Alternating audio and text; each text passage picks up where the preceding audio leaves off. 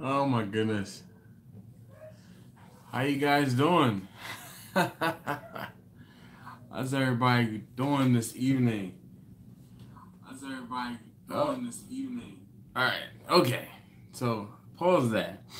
And actually I can just mute this, I guess. So hi. I need a shot glass.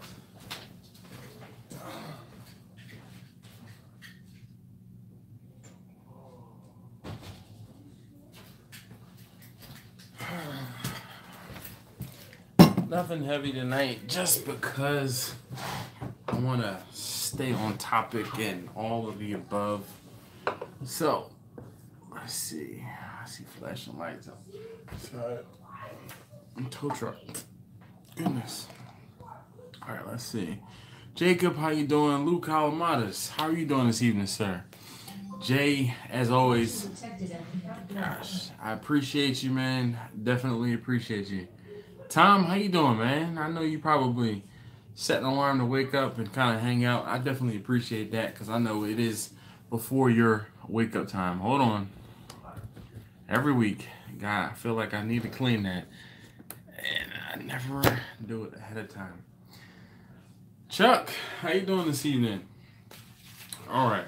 So, I have the Mama Juana from Dr. Ramirez.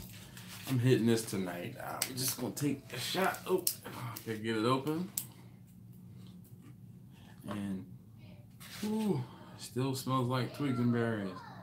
So, ooh, yeah, we're just gonna let it ride. All right, Smoking Bears is in the crib, in the house, on a live stream. How you doing this afternoon, evening? Lou, all right. Kirk is here. Kirk is gonna be the star of the video for tomorrow. It is gonna be a quick and dirty video. It is like 5 minutes long. I took some food to Kirk, and yeah, yeah. Misfit Barbecue, how you doing? Greg, how are you? Holy smokes, how you doing? Miguel says, what's up, everybody? Okay, Chuck, I will definitely, it's been a weird week. I've been working late, and usually Wednesdays are the day where I go to the P.O. box in hopes of checking the mail prior to doing the live stream, and I didn't get to go today. John, how are you doing? All right, hold on, enough of that. Let me take this Mama Juana shot right now.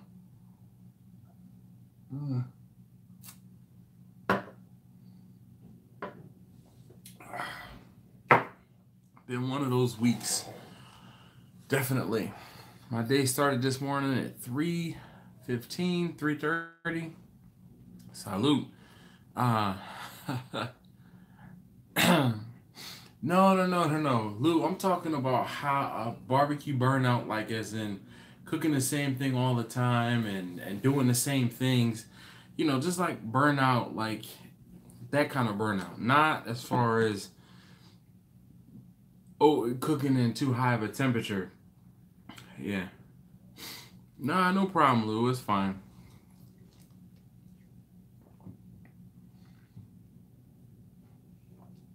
Oh, Jay, that's what's up. You know what? So, Tom, I tell you, this Mama Juana is actually rather sweet. But it's gotten a little more mellow over time because you guys remember when Dr. Ramirez brought it past, and it was stronger. It is definitely starting to mellow out, and that's fine by me. I'm not feeling under the weather, but I'm like tired. I'm really tired. East Coast Tony, how you doing? Benji? Lou's got it now. Jason, how you doing? Well, Jason, I'm glad to hear that Jason says he learned a lot from me, man. That's awesome. I appreciate that. That's my intent with these videos, is just to talk about my experiences. So I'm drinking some water tonight. Again, I have been up since 3:15 this morning. I left my house at 3:45 and was at work before just after 4:30. I had some. I told you guys last week I had been working, doing a little bit of a special project at work. I was helping out another program set up some server racks. So this morning I finished with the wiring, network cable, network comm wiring. So yeah. Thanks, John. I appreciate that. Man, I would love to, Kirk. It's no drinking and driving for me, though, man. Benji says he learned a lot as well. The video explaining how to charge is priceless. Well, I'm glad that it helps you guys out. Seriously. Tom says he has 15 inches of snow. He can't cook enough to get burnt out. Man, shoot. I'd be surprised. So some of you guys who are doing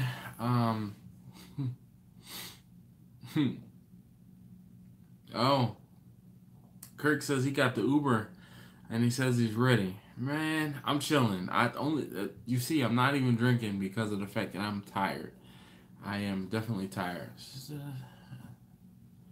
All right, so Jacob, what happened to the rest of those sausage? The kids ate them. I didn't have any more of them. I think someone asked me about it, and I told them, I said, I swear, I think I ended up having cereal, or I might even gone hungry. No, I have still not gotten the parts for the Weber. John, it is still sitting on the side of the house, and I'm like done with Weber. Like, I've called multiple times, asked them to ship the stuff multiple times. Yeah. So cutting, what is it? Is it Jay from Cutting Board Smokers? Here's the thing: you have a tow behind smoker. Where are you towing it to, and where are you cooking? The idea of the idea to me of taking a smoker with you is not necessarily the best thing, because you're going to take it somewhere, and then what happens if you run out of wood? What happens if you don't have everything you need? So then you got to leave it somewhere, half cooking or doing whatever, while you try to go get something. It depends on how far you're away from home. To me, I'd rather have a home base setup where I'm cooking in the same place, where I'm cooking under the same situation, same circumstances, and it just makes it a lot easier.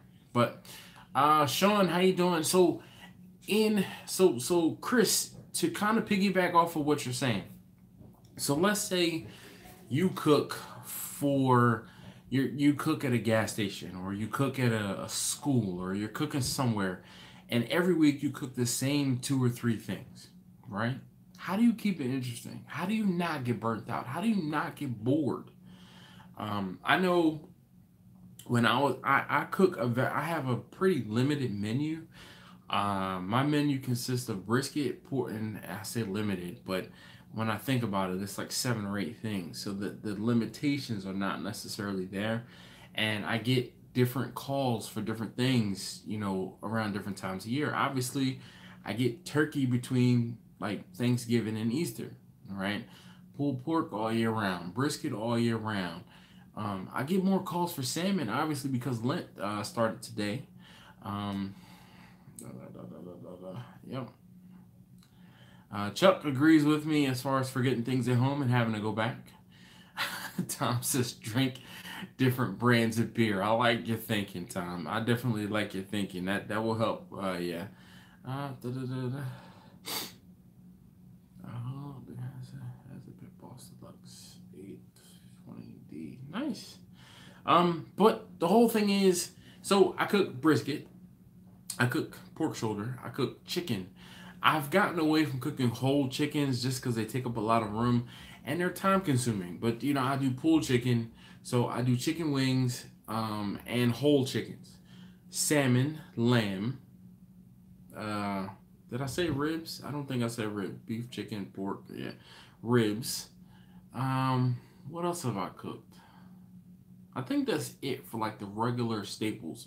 So that's 8 things. 8 things on my steady menu.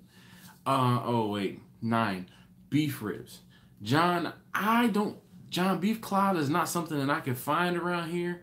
I wish, I wish that I could. I've had a few different people, talking about beef cloud, and I just haven't been able to find it. Next time I go into the butcher, I'll go in and try to get some. Oh, turkeys. So that's 10. Uh, East Coast Tony ordered some brisket. We talked about it last week. And he's saying that brisket rocked. He said he's a big fan of the brisket. I can't say thank you, Tony, enough for ordering and having me ship it out to you. I appreciate it. But so that's the thing. So I have 10 things on my menu, right? Of those 10 things, I probably cook 4 of them once or twice, probably twice a month. Okay. Now, when I was doing barbecue full time, and I was cooking every 2 times a week, 3 times a week sometimes, I would do never put a pork butt on a rotisserie. I do have a rotisserie. I did say lamb. I thought I said lamb. I should write this down. How about that? Just do some of the methods. Starts to get repetitive. So Lou, my problem is I'm cooking for customers. And if you go into a McDonald's in New Jersey, you go in and you expect something, right? You travel, let's say you travel up to Connecticut. You go into a McDonald's in Connecticut. If they have something different or it's not the same, are you gonna, my thing is consistency. So when I first started doing the barbecue, I kind of developed my recipes and my tastes and my rubs and things that I was going to be doing for customers, and I've kept them pretty much almost the same. Okay, pretty much almost the same. Swig and Smoke Man, how you doing? I've kept them almost the same, because if the person orders something in January of 2014, in December of 2019, or in March of 2019, I want it to be the same. So it's crazy, Jay. I actually bought some Spam last week. I did not smoke it. I thought about smoking it, but I ended up just cooking it for breakfast on Saturday morning, and it was delicious. I didn't even post the picture on Instagram when I cut up the whole thing and ate the whole thing with some eggs, and it was a great breakfast. Pulled pork horseshoes. Okay. Yep, Lou, consistency is exactly it, which is part of the problem, because of the fact that I'm doing the same thing the same way every time. There are times when I'm just like, I don't feel like doing this. I don't want to do it. And that's what I'm saying. It's got to be George. Well, I mean, Lou Calamatas lives in Jersey, so don't, it's not just about you. So yeah, it's not about it's not about you. I wasn't specifically talking to you, George, and I wasn't picking on New Jersey, even though Jersey is the armpit. At least South Jersey is the armpit of Philadelphia, so you know how that goes. But yeah, man, how you doing this evening? Turnaround says he's always challenging himself, cooking in bad weather on purpose just to see if he can pull it off. Love the challenge. That's a great thing, because there's nothing like having some adverse conditions. There's nothing like having something go wrong and having to adapt and overcome. So Chris says, if serving food on site, your menu will be more unique. Example, brisket sliders on Hawaiian rolls, pulled pork on Frito pies, etc. If you smoke orders from home, then it'll be the usual. I'm not going to say that that's 100% true, because I've always built my barbecue on being that I want to provide the protein for your meal. I'll do sides if I have to, but for the most part, again, this is just me, and this is just personally, I'd rather be good at one thing than dabble in 14 things. Okay, so my wheelhouse is doing the protein. I smoke the protein all day long, every day. Okay, I'd rather do the protein really well then do the protein okay, and then do the sides mediocrely, if you understand what I'm saying. So I wouldn't mind you coming and taking a piece, or even, I saw something about these guys in New Hampshire, and they cook seafood, right? It's not New Hampshire, this is in New England somewhere. They cook seafood, and they basically, you bring your own bottle and you bring your own sides, and you come and you sit down and you have a picnic, and they provide like some clams, some lobster, some shrimp, some oysters, whatever you want. They grill it for you, they cook it for you over an open fire. You order your food, you sit down at your table, you eat with your sides. That was something that I always envisioned. And when I was doing my food, when I was selling out of the trunk of the car, I never really did sides for that specific reason. Now, when or if I transition into something else and get some sort of, mobile vehicle, be it a trailer, be it a truck, then obviously I'm going to adapt, because I'm going to sell a complete meal. But, I mean, I'm hoping you're picking up what I'm putting down.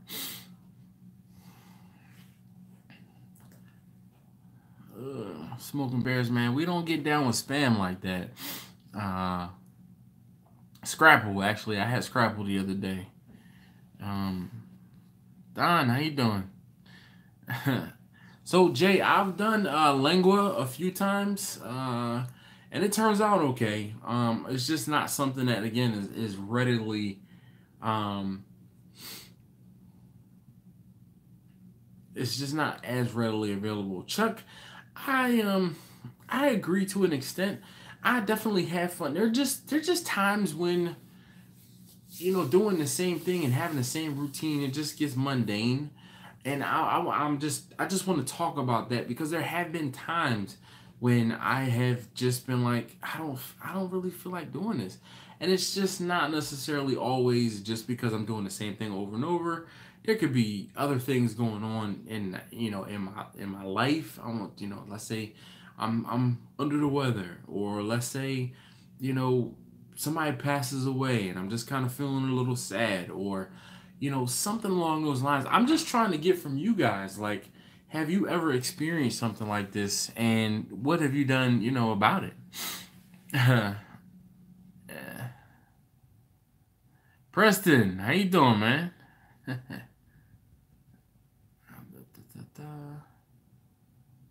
So East Coast Tony, and I understand that too, but even then, well, I won't say that the charcoal and or wood and seasoning is different, but there are times when I can cook with different woods, especially on Bessie, and I can tell the difference. I can smell the difference in the smoke. I can taste the difference in the food.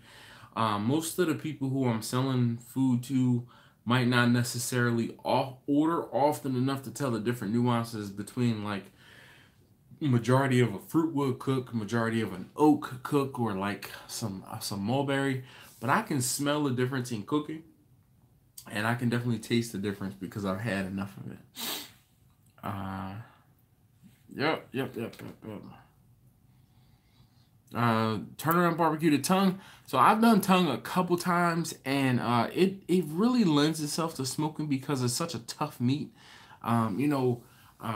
Muscles of locomotion are the ones that you really want to really slow cook and braise, more or less.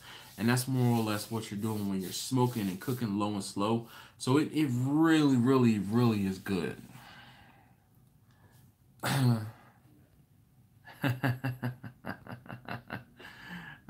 Jay, that's funny.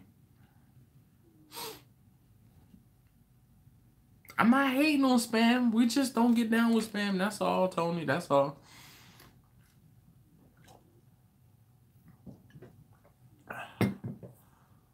Yep. Smoking red or smoke ring red. I completely understand.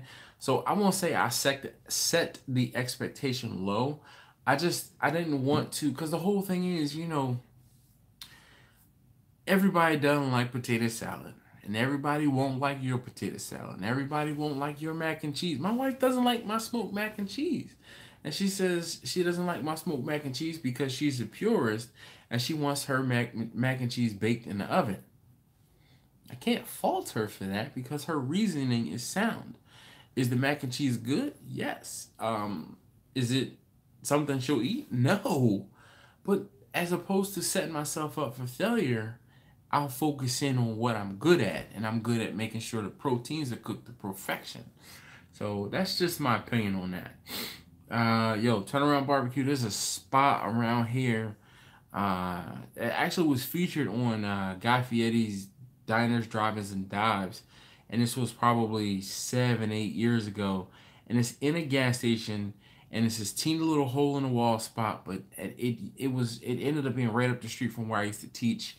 And yo, I went in there and I used to get like tacos de lengua. I would get tripe and then like some other beef, yo, it's good.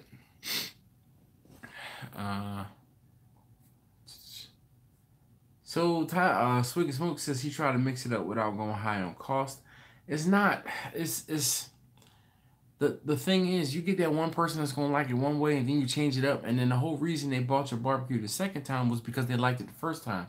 So when you change it up on them the second time, they might not want to come back for a third because it was different.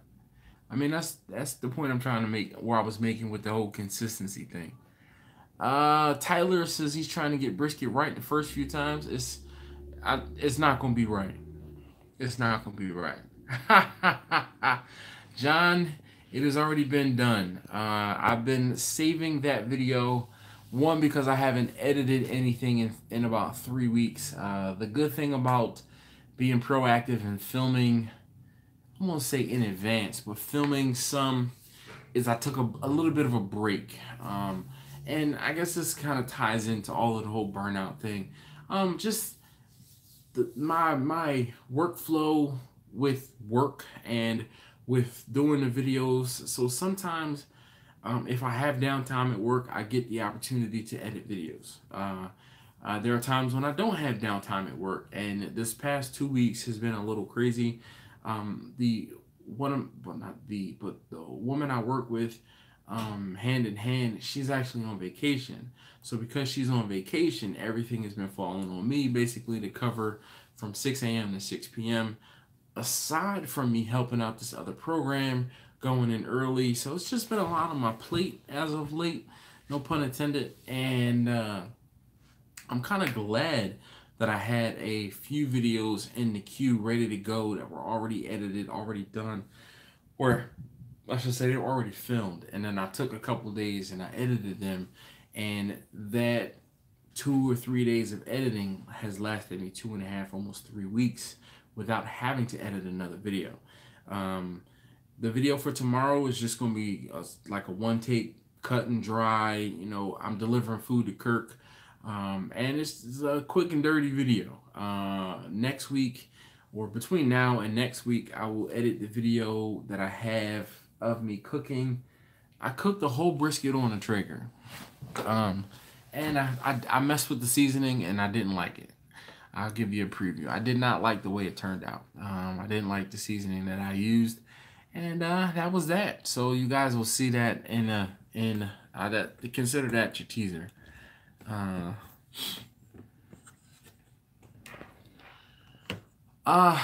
Chris, so that again is not really the right time of year, and I haven't been in the right frame of mind. Like I said, this video is more, it came about because there's just been a lot going on, and I haven't had time to do much of anything, like aside from getting stuff that I have to get taken care of barbecue related done. That's what's up, Jay.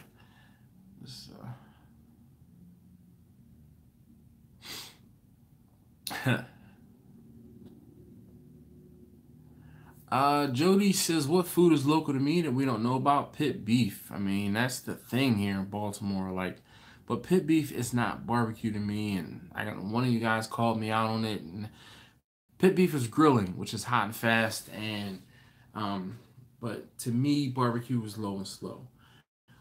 Pit beef is definitely not that. Obviously, crabs are the big thing in this particular area as well. but most anywhere you can get crabs.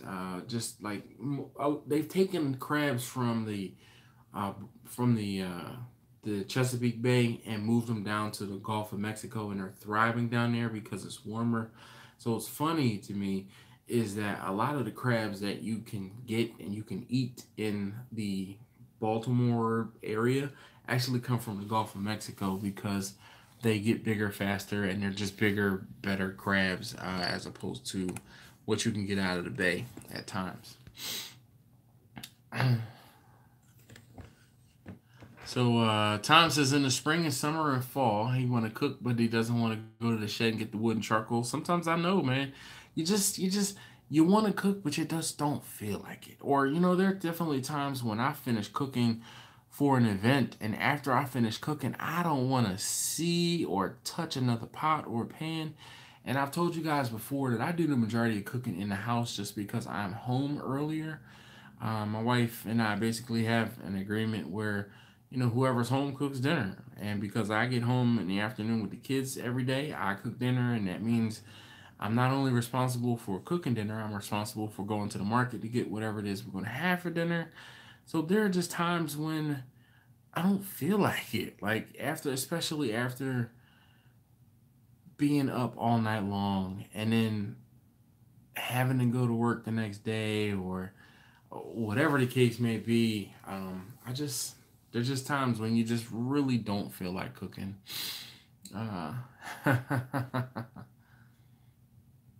Well, George, now that you're going in and knowing what it is, all right, so hold on before I skip this comment. Lewis, I've never done a whole hog. And I've talked about the wood that I use, and hickory is not one of the woods that I use because it's not prevalent in my area. Hickory is more prevalent Southern Virginia on south and west. Where I am is primarily oak, and I've talked about that pretty much ad nauseum. I even have a video talking about one of the frequently asked questions, and one of the frequently asked questions is what kind of wood I use. And I don't do whole hogs because whole hogs, one, are expensive, and two, I don't get much call for whole hogs up here. Again, I'm in Baltimore, not much call for whole hog.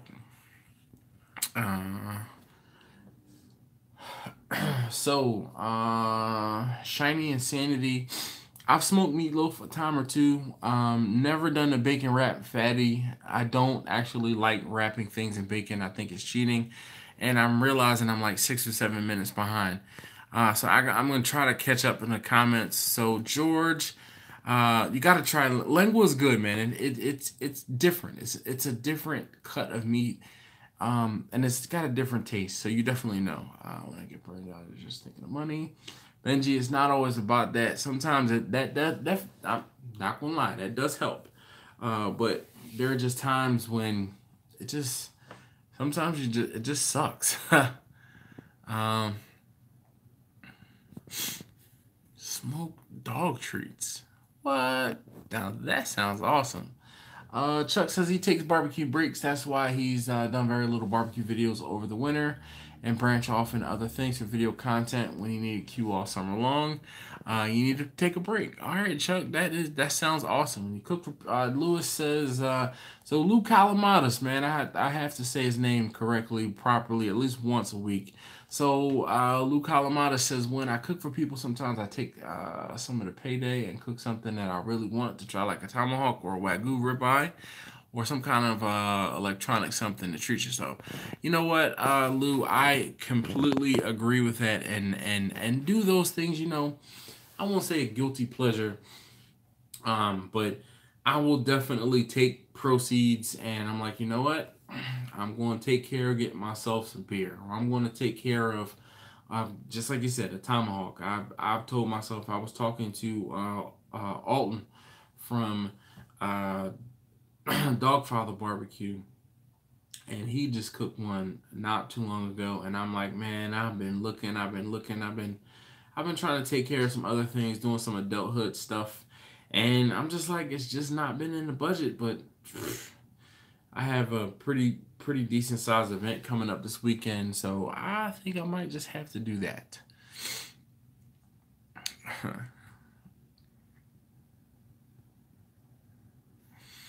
Jay, you know what? And this is one of those things where it's all about perspective. It's like, oh man, you get to eat ribs anytime you want, but you only really want to cook ribs once a month, right?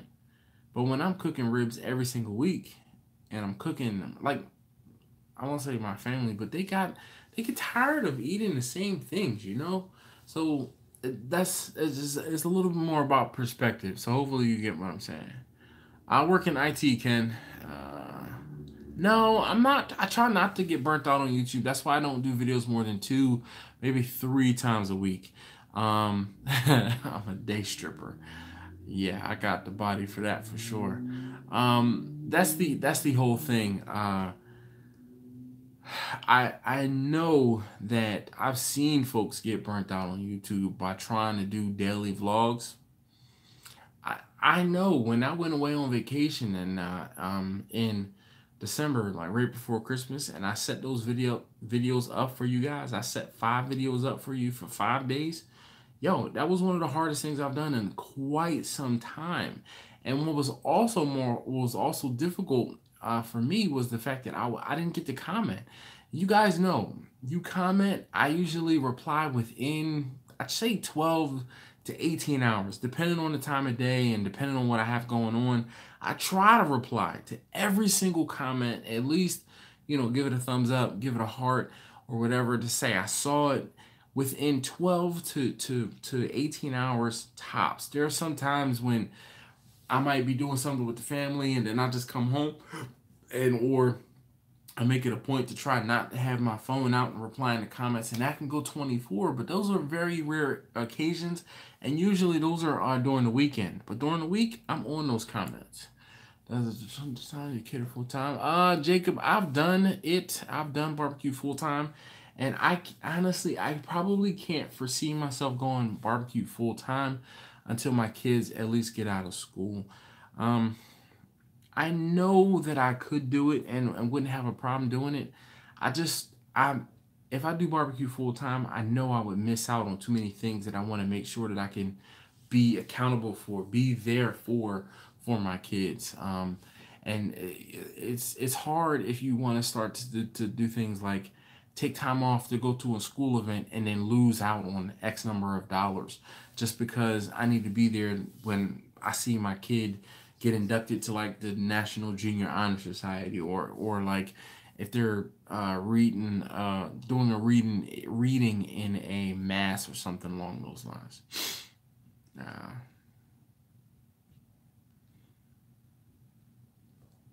Yep, Smoking Bears definitely understand that. Let's see what you do. Turn around. I will go full time if given the opportunity. I'm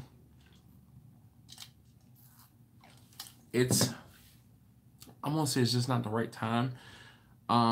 There's a lot of things like I've done it full time, and so when I say I've pulled back from doing barbecue slightly, it's not because of a lack of trying. It's because I know what it is. I know what it takes, and I'd much rather have guaranteed income and not have to stress and get any more gray hairs in my beard and lose any more hair, and know that things are comfortable.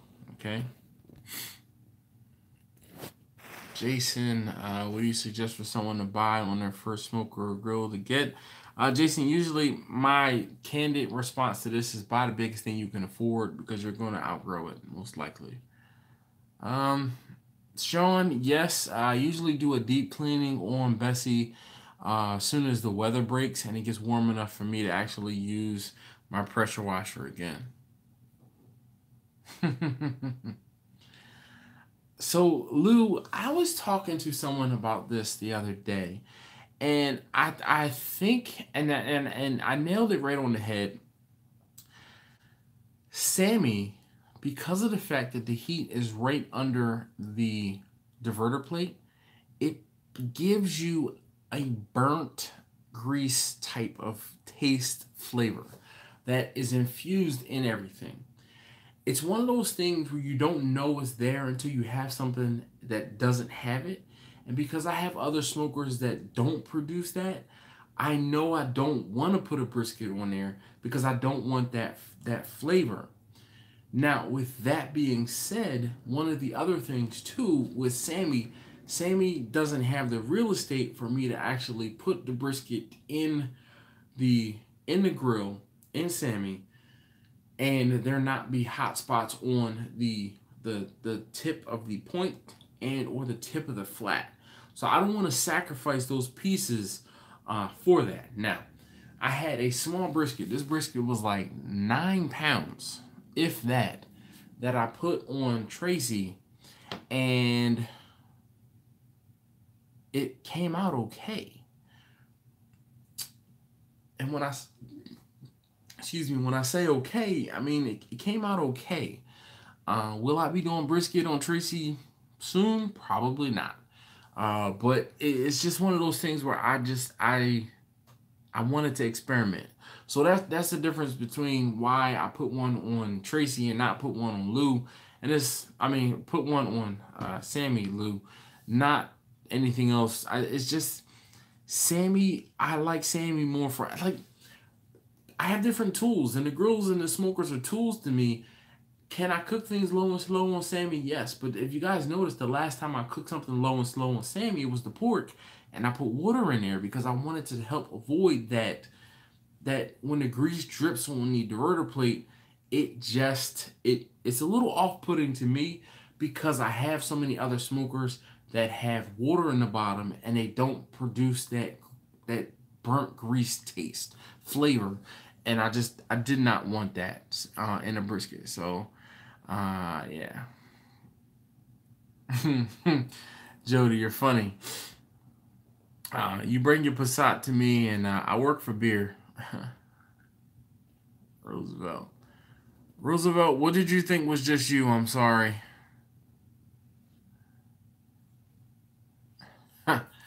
No, John, I know for sure. I track and check where she is on the GPS.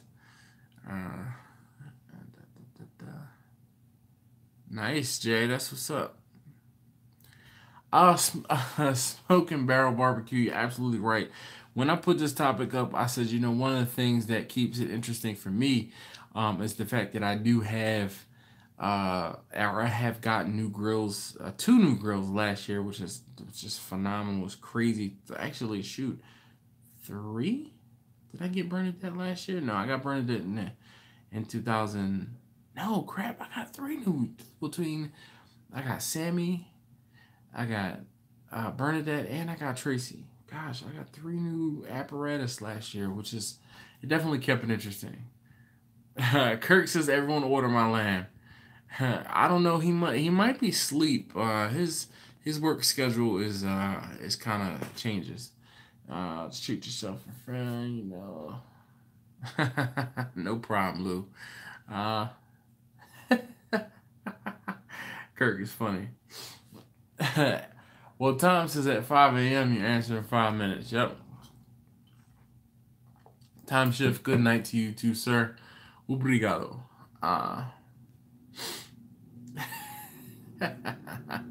If you guys haven't already, please do me a favor and hit that thumbs up. I would greatly appreciate it. Would I consider a barbecue partner? I don't know. Rich Discoveries, how you doing, man? No worries.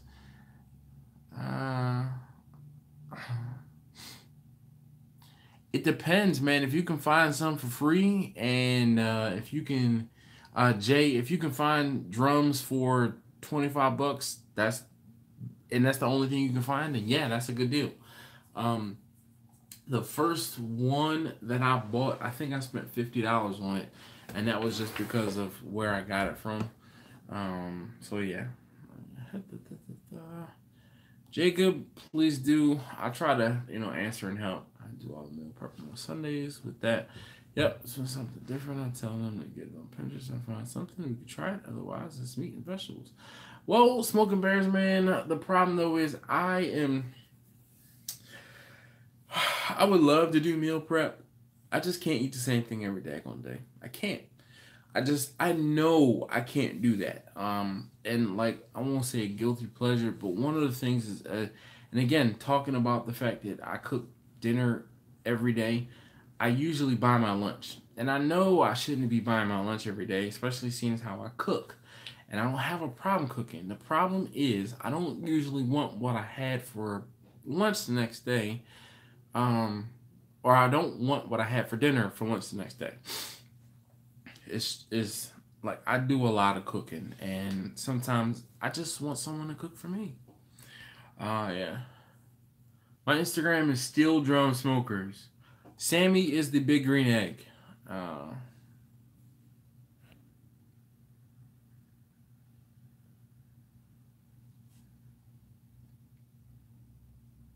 Turnaround barbecue, it makes it take longer to cook. Temperature fluctuations.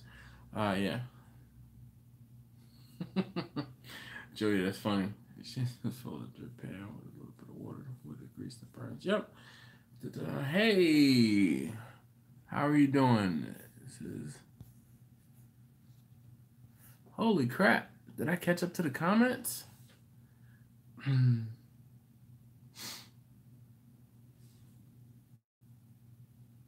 Yeah, Infulicious. Who is that?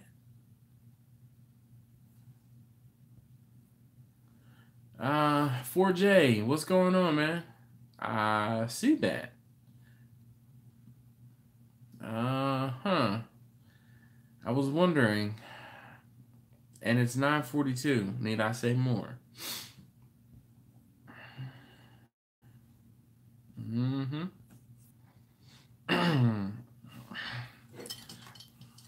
Night. I need to get some more water. But look at this sticker. What?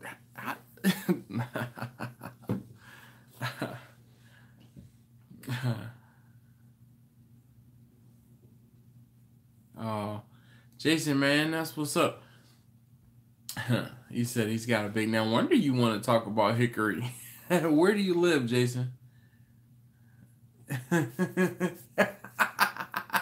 Swig and smoke. Do not dare send nudes, okay? Let's see. Better call Sal. Saul rather. Saul, best way to reheat frozen or refrigerated barbecue is low and slow, just like you cooked it. Usually I reheat things at 300 degrees in the oven, covered.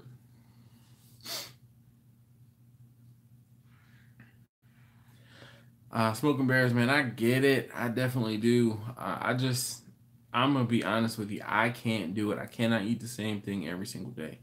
I need a little bit of variety. I know that if I all right, Jacob, have a good one.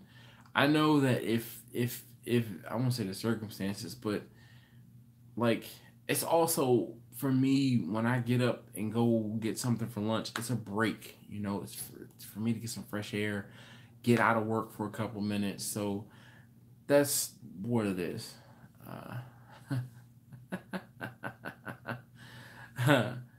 Yeah. Yep. Slick mode. Oh man. Uh, Malicious. Okay. Patrick Paris. I've never cooked with a Snake River Farms product. All right, Jason. Well, you have a great evening, sir. Thanks again for hanging out. Big Reggie Reg, what's going on, man?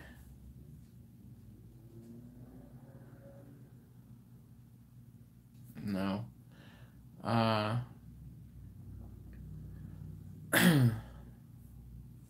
Robbo, there's a difference between grilling and barbecue. Grilling is hot and fast. Barbecue to me is low and slow. The act of getting together is a cookout. Um, people say, "Oh, let's have a barbecue." Um, I would agree that it's just semantics to me. And when Like, I'm grilling hot dogs. I'm grilling burgers. I'm not barbecuing burgers. I'm not barbecuing hot dogs. I'm grilling hot dogs. So that's why grilling and barbecue are two different things to me. And they are vastly different things. It's like the difference between me driving a sports car and me driving my, E350. When I went out to Pittsburgh, I was limited to 65 miles per hour. It just does not go fast. If I was driving my car, I probably would have been cruising closer to 90. There's just the difference in the speed of the cook. Can you grill and smoke at the same time? Yes. You can cook something low and slow for a little while, and then you can bump up the heat and finish it hot and fast. But to me, they're two different things. Thanks, Derek. You like the cup, or do you like the exterior of the cup? Because if you down in the description, you can see brbque.com. There is a link where you can go ahead and pick up some stickers. Nice, Reg. That's what's up. I was thinking, who was that? Until he said Django. Yeah, well, now I know. What do my kids eat? They eat whatever I cook. Do Young, how you doing? Swig and Smoke says, what music you listening to while cooking? Or so a lot of times I listen to a lot of EDM just because I can kind of nod my head and it keeps me motivated. I find that when I listen to music that has a lot of lyrics, I end up stopping and thinking about the lyrics and putting things together and trying to catch the metaphors as opposed to just chugging along and doing what I'm doing. So, if you guys, anybody is familiar with, there's an app and a website, it's di.fm. So I listen to di.fm. Rich, I know that all too well, because what ends up happening is I'm at work at 6 o'clock in the morning. And if I usually, I just started a routine where I have oatmeal sitting on my desk. Like, I have a huge container of oatmeal. And I'll use some coffee creamer and some water, and I'll make oatmeal. So for the past 2 weeks, I've been eating oatmeal in the mornings. But usually, if I go into work, I have my coffee. And then if I have something from home, I'm like, 8 o'clock, I eat that. And then regular lunchtime, I go out and get something for lunch too. So it doesn't, I know exactly what you mean, man. 2B's Q. How you doing, man? I guess actually, BBQ. I get it. All right, that's a good one. I'm going to have to write that one down. I said what people call hot dog hamburgers and barbecue. It's a cookout. I know. But you know what, Lou? It's all it's all about semantics, and like rims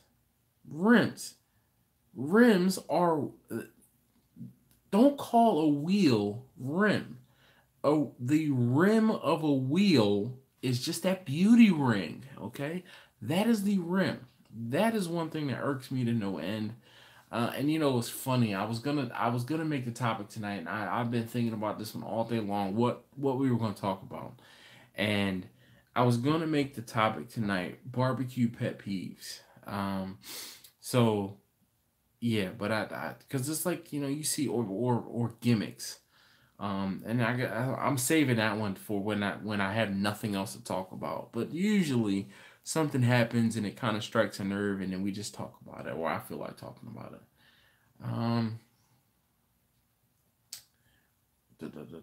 Patrick says wrapping ribs in foil just speeds up the cooking process. Do you feel not wrapping ribs makes for a better barking taste? Patrick, all right. So Patrick, you might be kind of new here. I try to stay on topic for the first hour, and for the second hour we kind of talk about whatever. So can we table that for another 10 minutes? I've had a couple folks that really want to try and stay on topic, and I try to stay on topic. I never really do, but I try. So I'm going to ask you, let's table that until the next hour, and we're only 10 minutes away. So usually we go for 2 hours and we talk about whatever in the second hour, but I try to stay on topic in the first. So again, getting back to burnout, Variety is definitely the spice of life. Oh man, dude, I do dance around, man. That's just, I'm nodding, rocking, other things like that. And that helps keep me motivated, which helps to avoid the burnout, which is why I listen to that. I have a guy I work with, man. I can tell you what's funny. I found out later that he and I started on the same day. And we started on July 5th, 2004. So I've been with my company ever since then, aside from the year and a half where I was laid off. But he put me on to like trance music, and then I kind of morphed from listening to like a lot of trance to more like drum and bass, like house music, trap music. So I listen to a lot of electronic dance stuff though, and I prefer stuff without lyrics to anything. Again, it keeps me motivated. How many pounds of chicken leg QCC? I don't know what that one is. No. Swig and smoke. I try not to drink. Yeah, I try not to drink as much while I'm cooking, just because, like, it's funny. Like when I'm really tired, drinking just doesn't do anything to help motivate me. And if I'm already like dreading the cook, drinking is just not going to help. Again, trying to talk about things that are motivating factors and other things that are demotivating. Drinking sometimes can be demotivating. Uh-huh. All right, so Saul says between Sammy, Tracy, and Bessie, how different is the smoke flavor? So Sammy, uh, I haven't really put much like wood chips in Sammy because a lot more often than not, I'm cooking her for using her for grilling and hot fast, so there's not as much smoke flavor. Tracy, even when I'm cooking something, you hear my cat, Cadbury. I'm filming here. She don't care. Tracy, there's a less prominent smoke flavor, but the ease of using Tracy is what I've fallen in love with. And Bessie is just, Bessie. The better comparison is Bessie versus Vicky, because that is all wood versus wood and charcoal. And then it would be like Tracy and Sammy, kind of. Yeah. Tom, you funny. She's definitely not looking for sausage. Smoking Bear says, haha, staying on topic. Yeah, right. I know. I'm trying, man. So BBQ, I don't know. I don't do leg quarters. Usually I recommend a half a pound per person, but you figure, and this is one of the reasons why I don't do portions or pieces for big events and big, things like that, because you almost want to have one leg quarter per person. So I don't know how many that's going to equate to, but yeah, I don't know. Yep. Charles Rogers, how you doing this evening? Tony says it best. He said, drinking and smoking always turns into just drinking. Talk about learning the lesson the hard way and having to cook and being stuck out in the cold for longer than normal.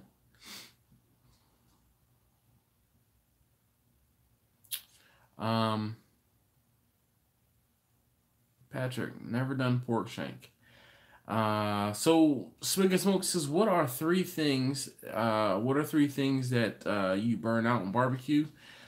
He said feeding one in the smoker. No, though it can get rather repetitive and daunting sometimes on really long cooks, where, and when I say a really long cook, like a big event, like when I've done events for 300 people and I'll be cooking for 2 days straight. Or I can cook for 2 days straight, or will be cooking for 2 days straight, or 2 nights straight when I do Thanksgiving. And it's not necessarily, I don't get burnt out on just throwing the wood into the fire, but cooking in the cold and having to get like dressed up to go outside to the smoker, that can be, something I'm not looking forward to. But doing the same food often is one of the things that just is demotivating, or having to do. There's a lot. Like, I wish I could tell you every specific situation. Again, a lot of times it's just, or it can be, there are other things going on, and barbecue is the last thing I want to do, or the effort that it takes to get it done can sometimes be the last thing. But at the same time, there are times when I'm cooking and I'm like, yo, I'm on top of the world because I'm cooking. So I mean, it's just, I guess, different mood swings, and again, sometimes the external has to do with that too.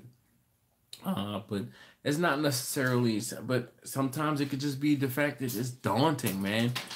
Cooking a couple 100 pounds of brisket, a couple 100 pounds of, well, I mean, 100 or so pounds of brisket, 100 or so pounds of pork to get, when I had to do that, cook for 300, I had 45 pounds of each pork, chicken, and beef to cook, which meant I had to almost double those numbers to make sure I got it done.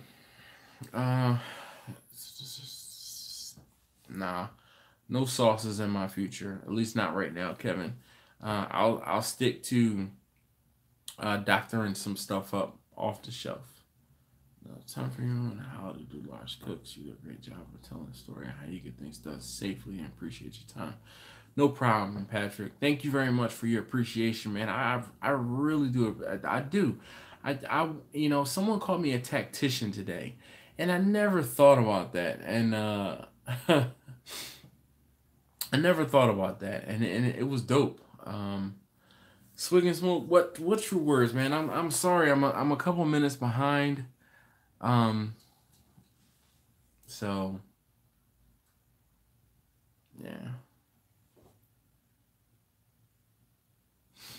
So Lou, you know what, man? I tell you, I do everything in batches. I try to do everything in batches. So I'll go get the smoker started. I'll clean out the smoker, do everything that needs to be done as far as that, and then I'll get in the house.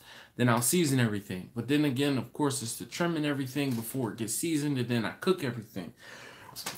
What I do as far as cooking everything, obviously, there's a whole process to cooking, and then once the cook is done, I gotta rest things. I don't like cutting my briskets while they're hot. I've learned that you dry a brisket out when you can't touch it, when it's too hot to hold it, you're gonna dry it out. It's gonna be dry if you cut it too soon. So you have to let those briskets rest. And I don't dare let it rest. Like, I don't let briskets rest in a cooler. I've talked about that in the past before, about how the cooler is actually going to keep it at that specific heat, which is, again, leads me back to my first point. I don't cut briskets while they're piping hot. I like them to cool a little bit so all of those juices can get reabsorbed and other things like that back into the cells of the meat. I'll slice everything up and put it away. Only thing I do mess with when it's hot is the pulled pork, because it is much easier to pull. Hey Eric, what's going on, man? Jay smoked chorizo. Yeah. A lot of times you find chorizo is already used, or they already smoke it, so I don't see the need sometimes of the value add in double smoking stuff. Smoking barrel barbecue. What's a good simple doctored up sauce recipe? I wouldn't tell you mine, so I don't know. Just, dude, man, I don't talk about different recipes and things that I do for my customers just because that's something I keep for myself. And it's not because I'm trying to be a prick about it. It's just that you have to figure out what's going to make your barbecue stand apart. My barbecue stands apart from the mix of seasonings that I use and how I prepare it. So I kind of have a rule about that. Like if you see me talk about seasonings and or what I'm using, that's because I'm cooking for my family. If I'm cooking for a customer, I don't give those things away.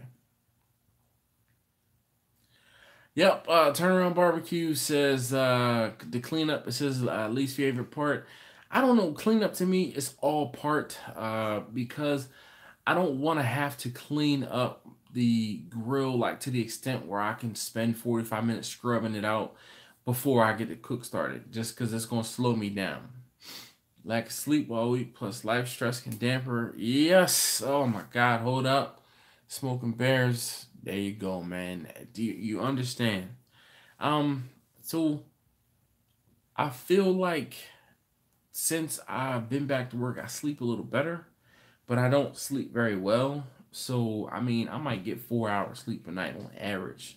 5 hours or 6 hours is like usually one of the things about why I do these live streams on Wednesday night is because of the fact on Thursdays I get to sleep in. And when I say I sleep in until 6:15.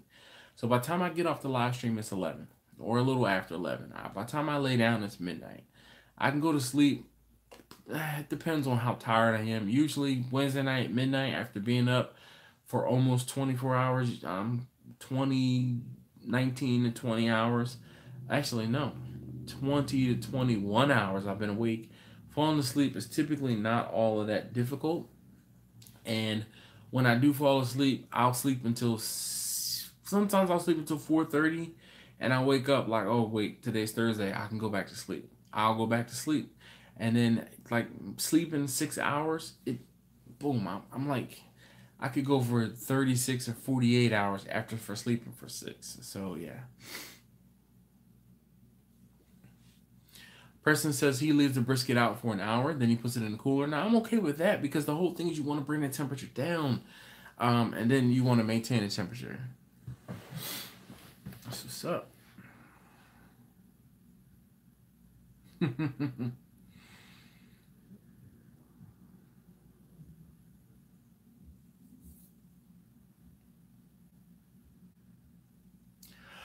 Lou, I have thought about podcasting. The only thing is, just doing a podcast is another daggone thing, man. I have enough on my plate as is. I I have to be honest with myself and start putting limitations. Um,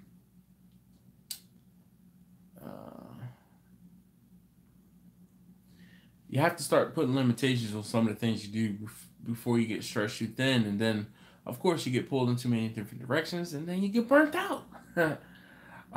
Thanks, Lou, man. I look forward to hanging out with you guys too. I really do. I just I think this is I won't say this is my way of giving back, but I really want you guys. I I I want to talk about just different things that most people just don't talk about, or I want to talk about things that are aspects of this barbecue thing that don't get talked about. You know how they have like therapy groups and sessions and things like that for parents, and then new parents get to ask old parents stuff and things like that, and like how those of us who are parents, I mean, I have 3 kids, you guys know that.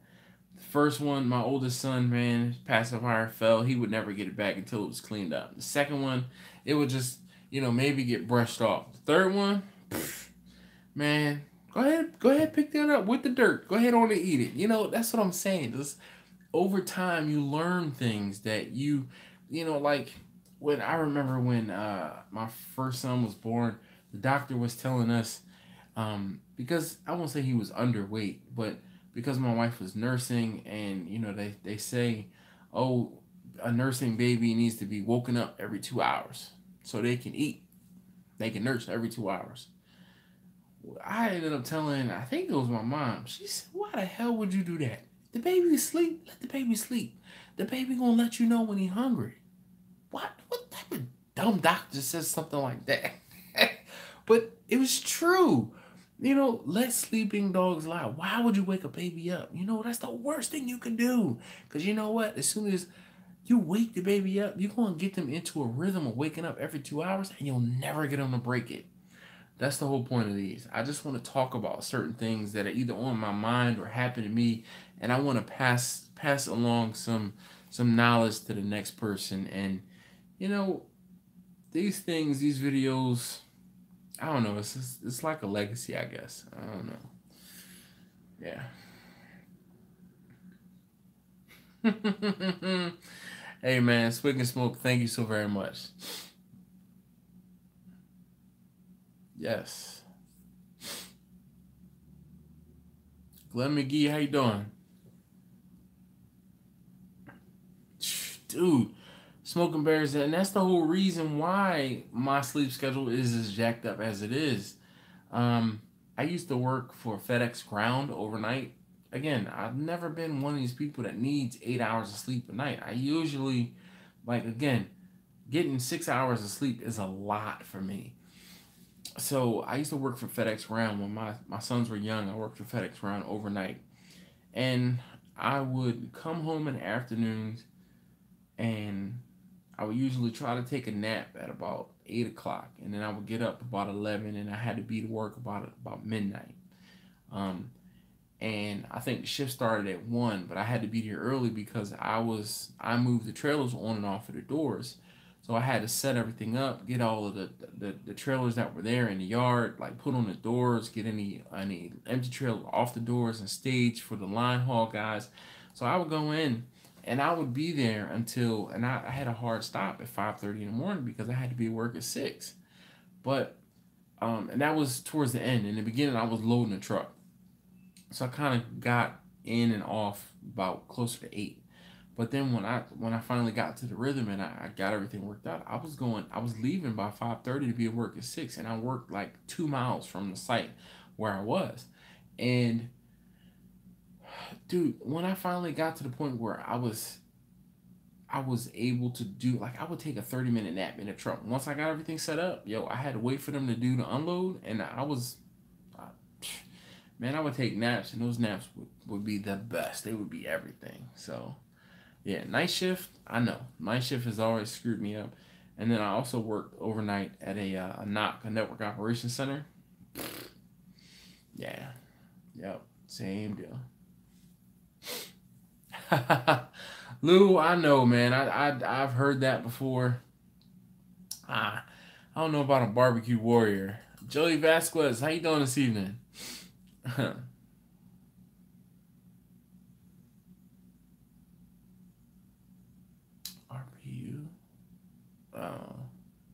Working and then cooking and then editing and posting the video, same thing.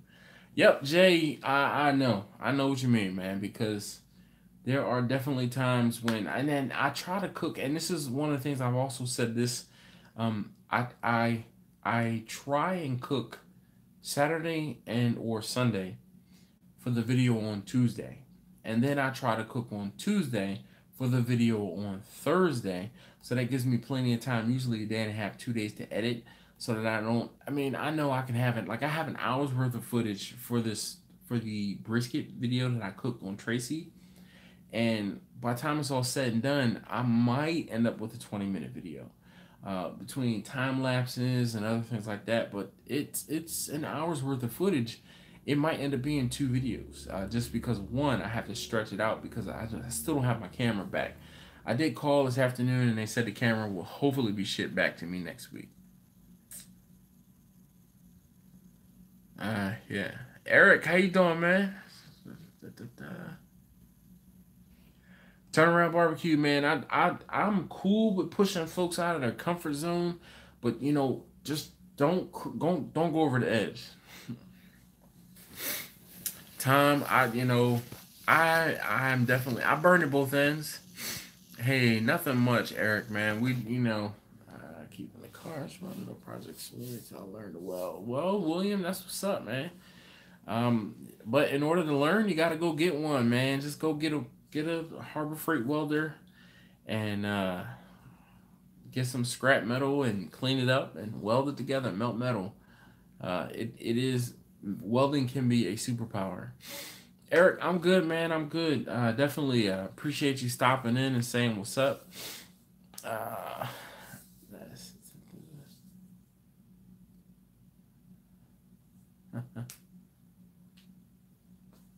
I use an HP, but it's not always about the laptop. It's about the editing software. My I've I think I told you guys this. I had a bad experience with Dells, and I vowed to never buy another Dell. So I ended up buying. I found an HP on sale. Just it was on sale, and I've never looked back. And I've had HPs ever since. Um, just because. Let's see. I need to look at a comment real quick. Give me a second here, guys. Get this back in frame.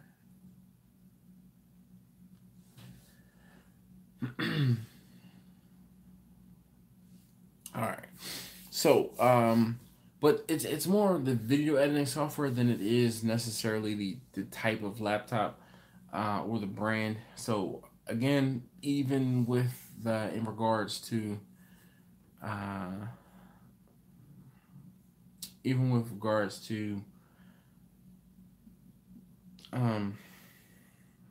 editing, it's going to take you as long as it's going to take you to edit. It's just more or less a better computer. It'll help it to render faster. Come on, focus. All right. William says graphics card. Some of the editing software, like the editing software I used, is not contingent upon the graphics software, the graphics card. It uses the RAM and the processor as opposed to the video card.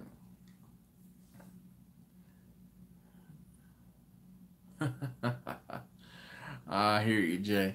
All right, so Patrick says, what's the best way to serve brisket for a lot of people? For example, brisket for 100-ish. I always feel like the brisket has a tendency to dry out way too quick.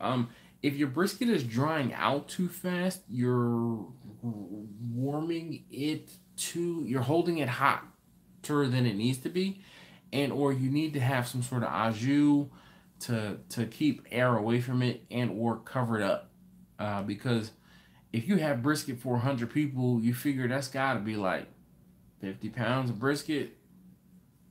I don't know. I usually recommend half a pound per person. But, like the times where I've had brisket kind of dry out, I've had 2 sternos on it, and the water was just a little too hot, and I had the top completely off. Like, so let's say I had aluminum foil one, I had the aluminum foil completely off, so it just dried out.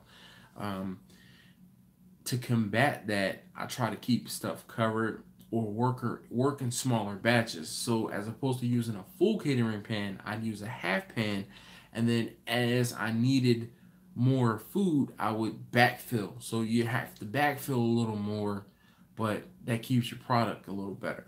Hopefully that helps. So Jay, I am not a fan of Apple either. I know I have my I have my quirks. I don't apologize for that, but I do not like Dell, and I definitely do not like Apple. I'm not Apple. I don't like Apple because of the whole iTunes thing. Back in the day when I was getting my music collection together and I was looking for something to play it, I wanted to use iTunes. And iTunes told me that they were going to have to make a copy of my repository. That's how big it was. And we were talking like 7 to 10 years ago when I had probably 600 or 700 gigs of music. And Apple was like, oh, we have to make a copy of it, and then we're going to put it in a special folder, and then so now you're doubling the size of nah, I don't like that.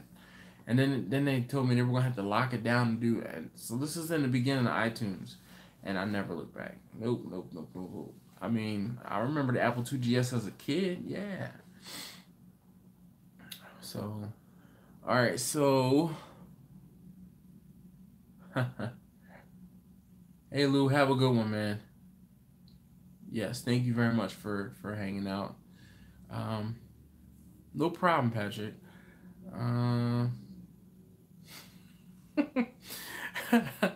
Tom says he uses a free edition of DaVinci 14 and anything better. So I like, but then again, it's not free. I use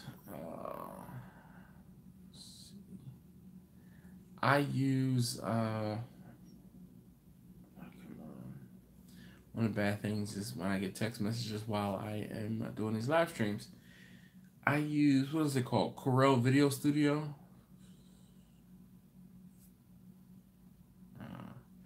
And I like it. I like it to the point where I even paid for it. I did pirate it back in the day, and that's what got me into it. And then eventually I just broke down and bought it.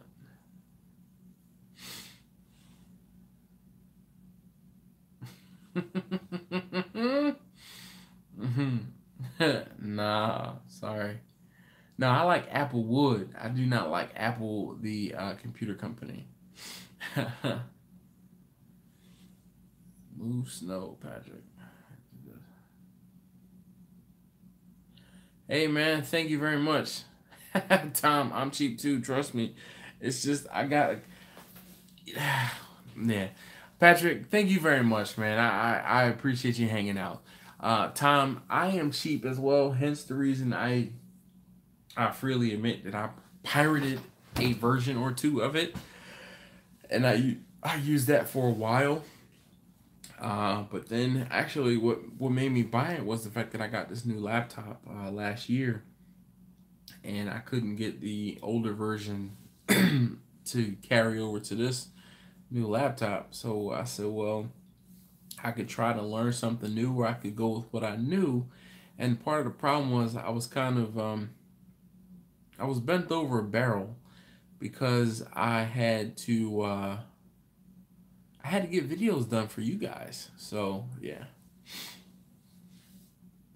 All right, so Turnaround Barbecue says, how do you put music in your videos without getting in YouTube trouble? You use free and or open source music. One of the big ones is big guys that allows you to put music in videos is his name is Kevin MacLeod, and he's got a whole website dedicated to free and open source music. One of the other or how else I get music in my videos is my baby brother is he does music production. So every now and again I hit him up every 6 months or so, and I'm like, yo, I need a couple more tunes. So he usually throws 4 to 6 songs at me. I saw him early last month, and I'm like, yo, I need some more music. So he hit me up like, hey, I got you set up. So I think I have a library of just his music of probably 20 songs. And if you check in the link in the description, you will see a link to his SoundCloud page. But that's it. You know, if you find somebody that's doing production, they can either give you beats and or, you know, music. Oh, yeah. Sorry, Tom. But that might not have been, that could have been Kevin MacLeod's music too. So part of the problem is if you tell me exactly what video it was that you heard that music, I could probably go back and check the edit to see what music I put in there. So unfortunately, yeah. But free and open source music. Actually, I talked to Reggie, Big Reggie. I saw he had a video that he put out today, I guess it was. And you might have been, Tom. He put a video out. He had Toto playing in the background, and I called him out on that. I'm like, hey man, I had to chuckle, but you got to be careful. So the whole thing is, more views, then YouTube is going to be, excuse me, keyed in on your videos a little bit more. And if they're keyed in on your videos, they could demonetize you or give you a copyright strike. So whenever I hear copyright music or music I know is copyrighted, I try and give whoever a heads up. Now, one of the other things too, YouTube does have a pretty decent size music repository as well that you can get music from. I love my pellet smoker BBQ. My wife just she got me a pellet smoker for Christmas, and I love it. I've been using it pretty hot and heavy.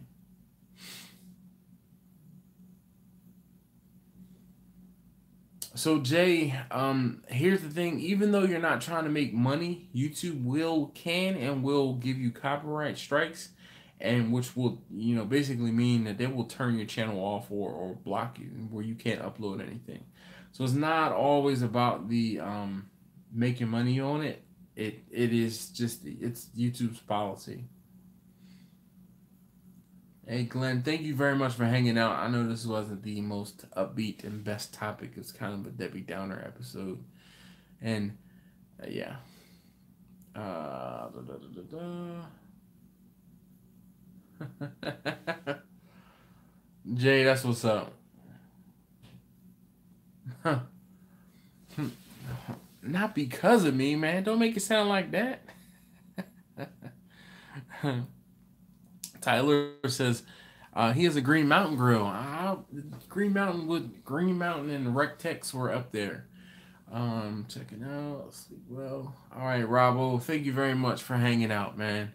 Thank you.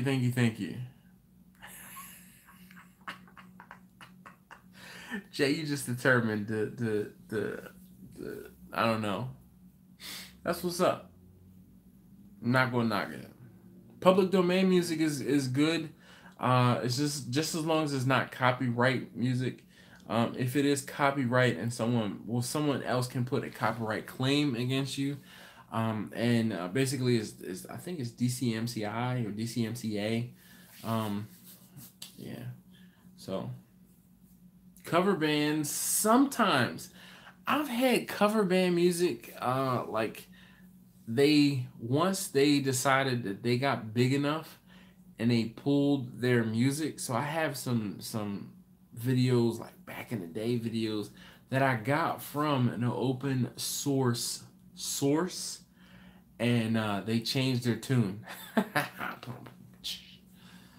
They changed their tune and it was like, oh, hey, guess what? You're not earning money on this one anymore. You're not earning money on this one anymore. And I'm like, yo, I know those were copyright free. And then the band claimed them.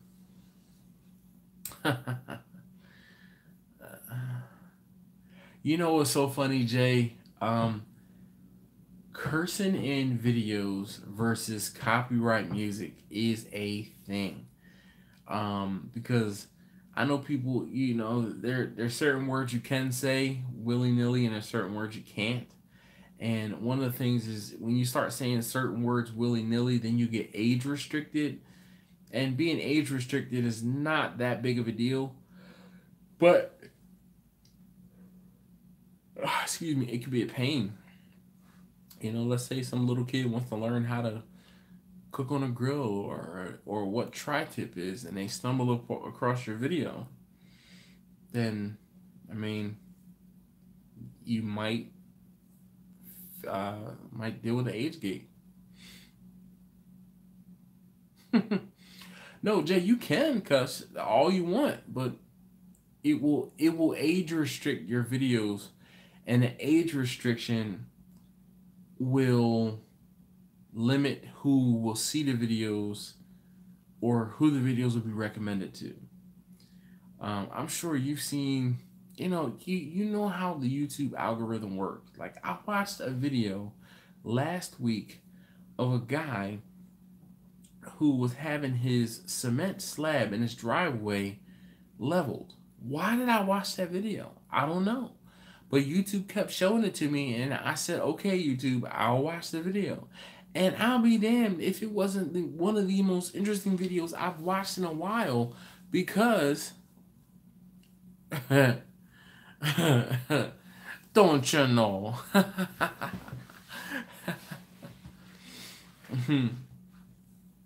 Yeah, Jay, I hear you. But it was a very interesting video because the guy who was the technician that was doing the lifting, he explained everything so thoroughly. The guy behind the camera was like, oh, okay. And it was just interesting. Like, it was like a 7 or 10 minute video. And at the end of the day, he was like, wow, that was pretty cool. Thanks, YouTube. But stuff like that, you know, you want your videos to be, I don't know, not accepted. Want that an ad? What, William? What you talking about, Willis? What you talking about, William?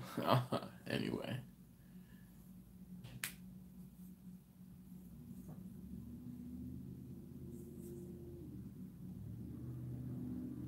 I think it was for you. What was for you?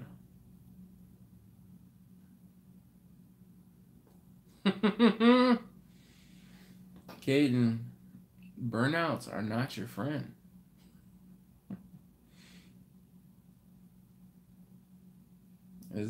Is Walmart Tire Center, Service Center, the hangout spot on Thursday nights or what? Or Wednesday nights?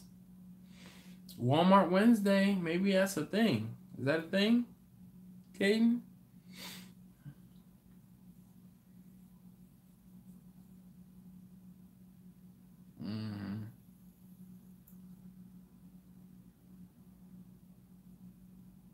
Yeah.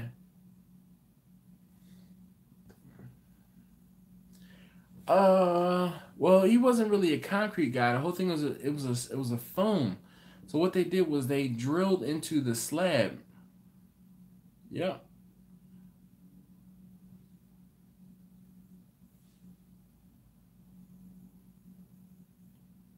William.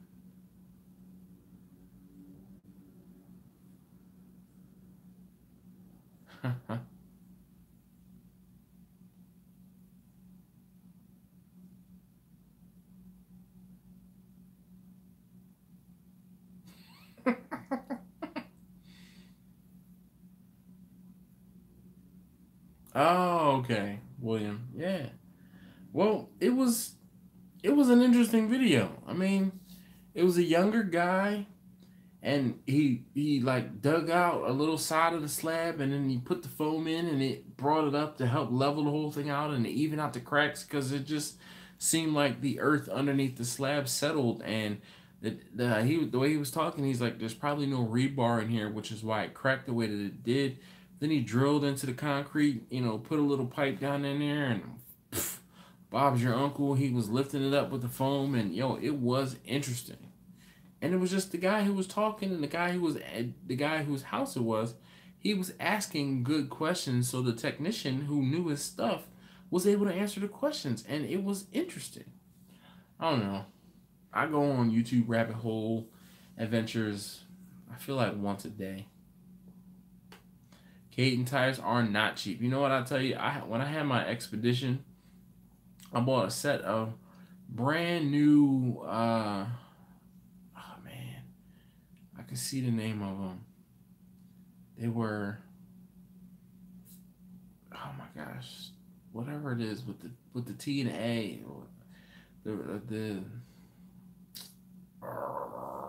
anyway, I spent $1,100 on these 4 tires, right? Knobby 4 tires. And after driving a truck for 40 or 50,000 miles, I swapped the wheels and tires.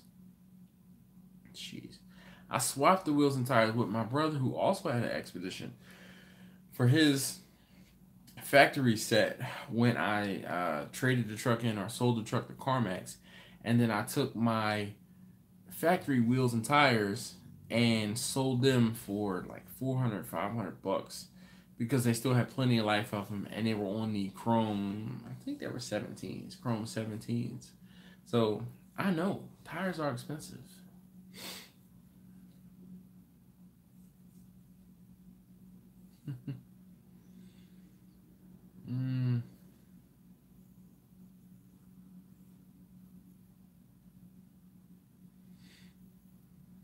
Yeah. Oh, Shears. How you doing, man, Mr. Hernandez?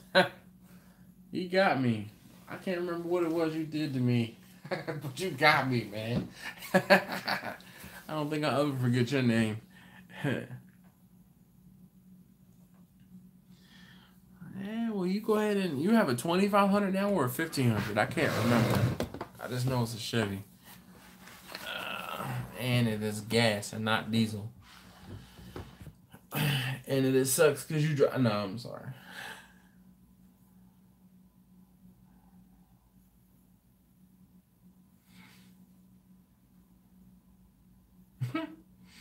Well, Caden, you got it. You have to drive it accordingly. That's why the max speed I go in Vanna when I'm driving it is 65. Can I cruise at 75? Yes, but when I cruise at 75, I'm getting 12 miles per gallon. 12. Yeah. Well, Jay, you also have a rotary, so how cheap is that? Yeah, well, you can't, man. Talking about cruising at 85, 95 miles an hour in a, what is it, a big block Chevy with big mud tires, and it's 4-wheel drive, so you have a lot of drivetrain loss. Jay. And you have to add premix to it too, don't you? Which is an extra cost. Well, you need to stop doing those things, Caden, until you can afford those habits, more or less. Slow down. Stop playing off road. Your rearview mirror will thank you because it won't be lit up by cop lights.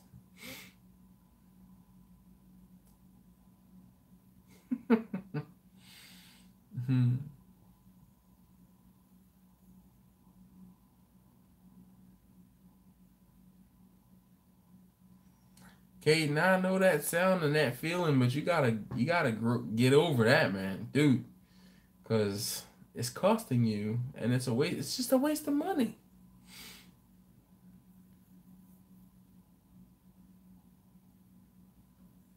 Jay, I hear you. Your mirror fell off. Hey, BBQ, man, you have a great night too. Again, we've come to the point where we just kind of chill and hang out and shoot the stuff like if we were sitting at a smoke. You see, I'm like in the relaxed position. Let me turn the camera down just in my phone. I'm not even drinking. I think I'm gonna go get some more water. But I mean, I don't know. I'm a chill type dude.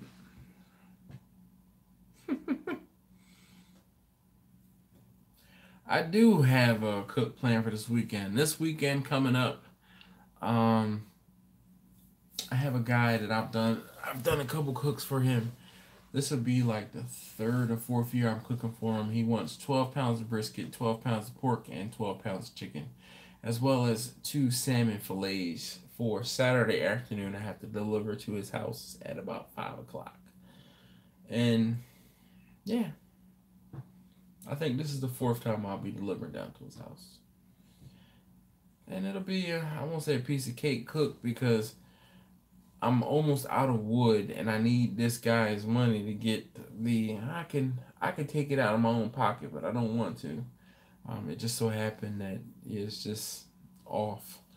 And he gives me a check or he gives me cash and I know he's good for it. So I don't even invoice this guy. I don't even worry about it. So yeah.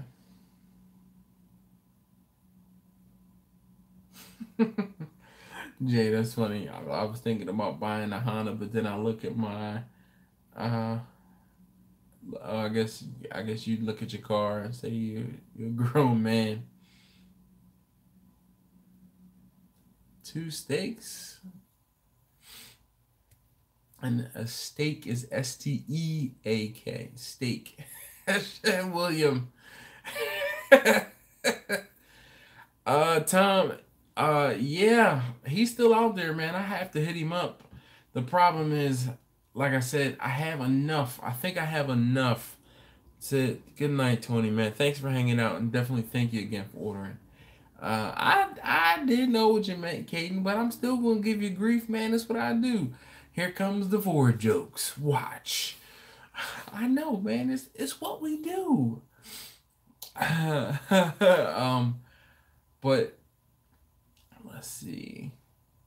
So Tom, yeah, that's Bob, man. Bob is definitely What, Caden? What do you call 5 Fords and a Chevy?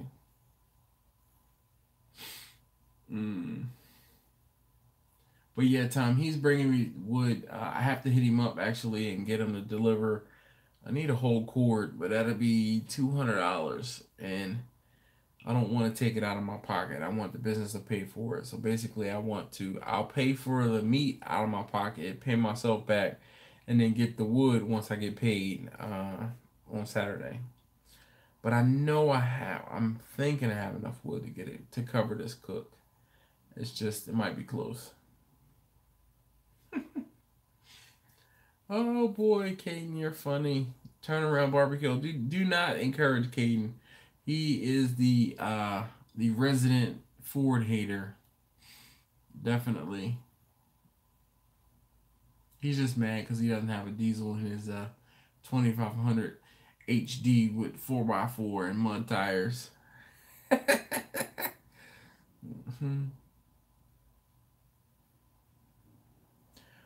We haven't gotten any snow. When did it snow last? It snowed last Friday.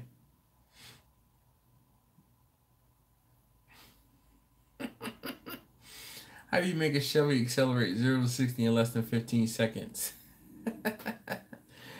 Push it off a cliff. Man, Turnaround Barbecue says he has 3 Mustangs in his life.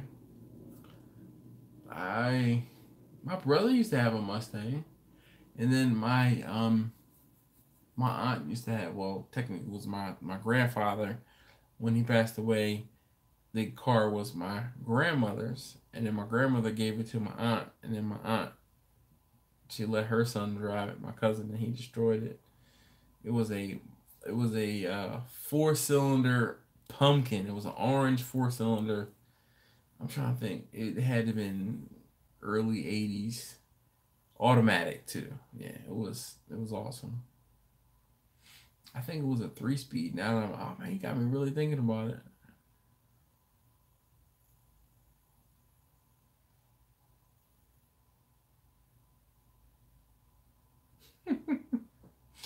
Funny. Uh,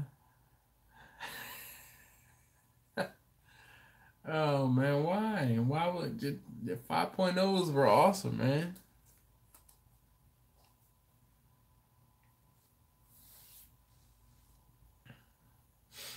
Mm.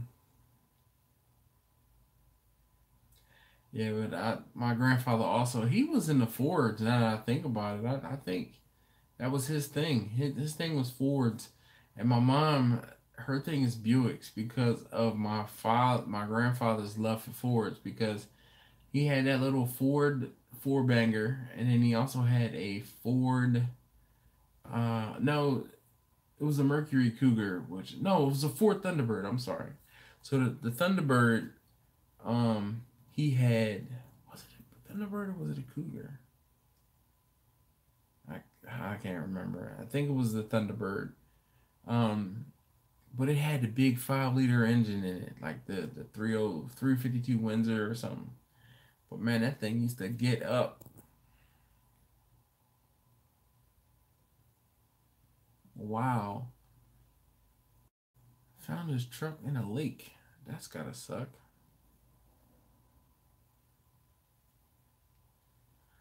Oh boy, Jay, what you got to say about Volkswagens? You got my attention now.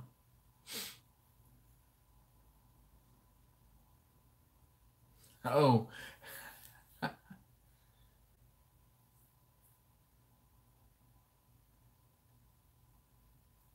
85 Fox body or huh? 92 5-liter and 85. Hmm. Dream truck. K5 Blazer. You can do better than that, man. They're nice trucks though. Don't get me wrong. Get yourself a Bronco. Oh, Jay. Sorry to hear that. But those Beetle guys are.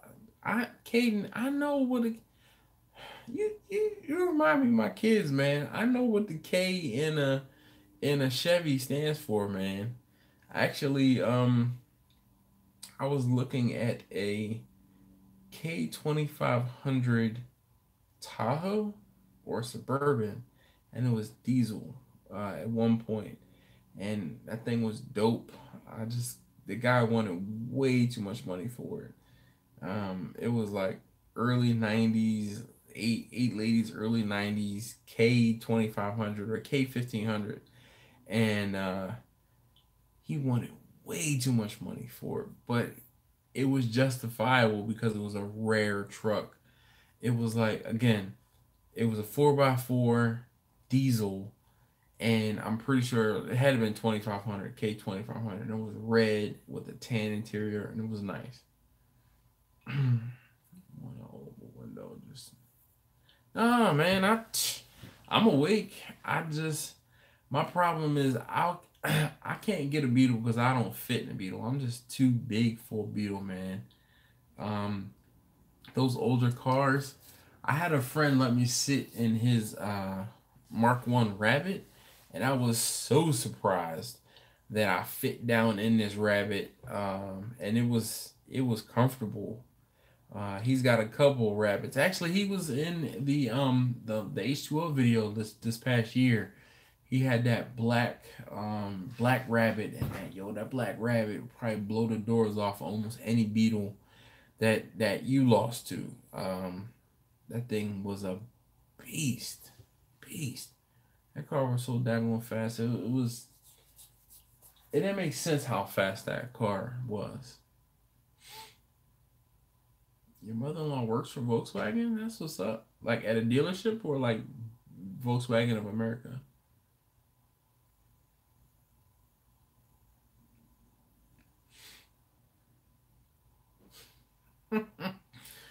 Caden, you funny, man. They're German tanks.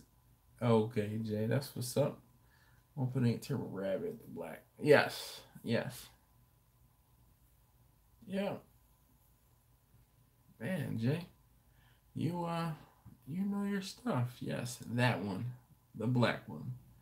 That car, and I don't know if it was turbo or maybe supercharged. Yo, that car is so daggone fast. It was stupid fast. I didn't see him ripping and running up and down the strip in Ocean City, but I've seen his Instagram videos. Yeah, crazy. Oh, Jeep. I don't want anything old. Like I don't. I'm spoiled. I've had my fair share of old clunker. I don't want to even say clunker cars, but yeah. Okay. Yeah, this guy is from upstate New York. His name is JP. Oh, that thing is bad. Questa J, how you feeling, man? How you doing? You see, I'm starting to come to the end of my rope. You just sold your CJ7. Why would you do that? Don't you need yard art? Lawn art, rather? Hmm. Oh, yeah, that'll do it. So sorry to hear that, man.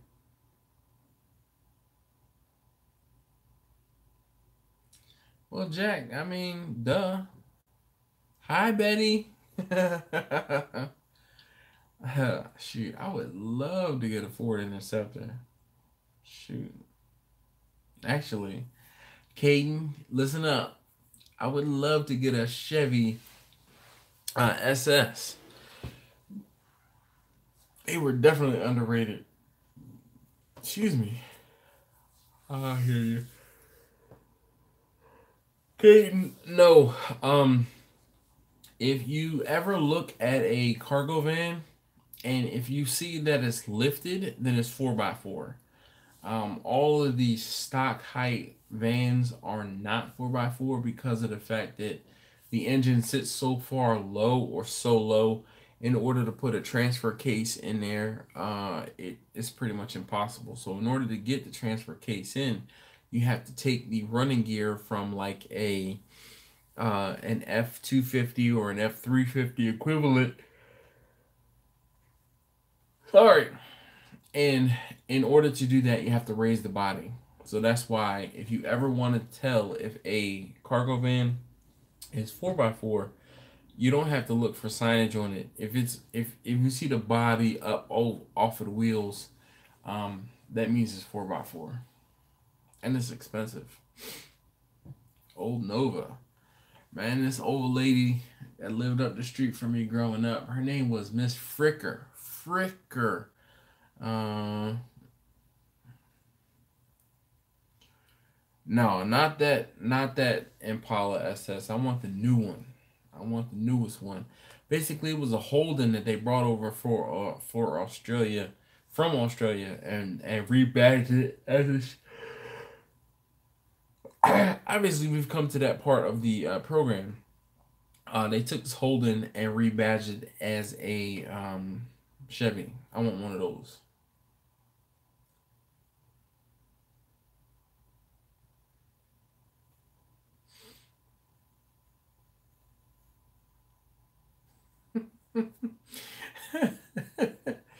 That's what's up, Jack. That's funny.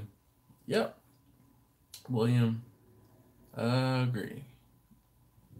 This Hellbrown Kids. Board to 454.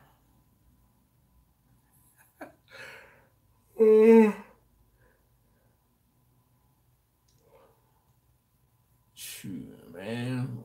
We could talk about it, but you never get one over here. Well, you can wait 25 years. Kay, you can't even grow a beard yet. You talking about you a real man. Turn around every time. Anyway, but Miss Fricker, her sister, had a Nova. And everybody and their mother wanted to buy that car. That car had the patina, like, was perfect on that car. The body lines were perfect. I know, William, but who can afford one of those? Oh, anyway, that car was perfect. It was blue, and every time, and it was a four banger. What is it? I don't know. It was stock though, and man, when I say everybody used to always try to buy that car from this little old lady, and she had it from brand new, and this was in the 90s, so you figure that car was 30 years old, probably, if not older. And she used to drive it like a little old lady. The Miss Fricker's sister did, and man, anytime somebody talks about a Nova or I see a Nova, I think of Miss Fricker's sister. I can't even remember what Miss Fricker's sister's name was, but Miss Fricker, her sister, and her sister, she could barely see. She couldn't park that thing. Like, she used to pull in, because we live on a block of row homes, so, it's parallel parking. And she used to pull into a parking spot, and the tail end of the car would be all stuck out. And, like, people would be trying to get past her down the street, and people honking at her and everything. Yo, it's just hilarity. Oh, man. Childhood.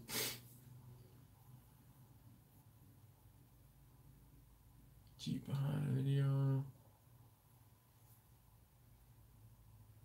Okay. I believe they were on the same, not the, yeah, I guess it was a Chevelle. You know how GM did, everything was on the same chassis, but I think the difference between the Nova and the Chevelle might have been the number of doors or something like that. Um, they did stuff like that just to kind of differentiate. Yeah, maybe the same frame, but I think the doors may have been different, or maybe different engine combinations. Wow. What year is the Corvette, Caden?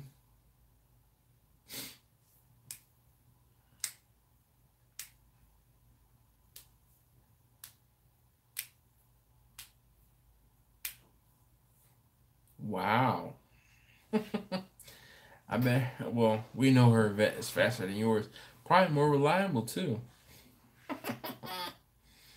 But you just like it because it's a Chevy, huh? Oh, well. Don't you need a sugar mama? Since you broke up with your girl and all. Talking about an S10 with the IT1 mower? Or LT1, okay. Ooh, 220 Z28. Alright. We got from the car.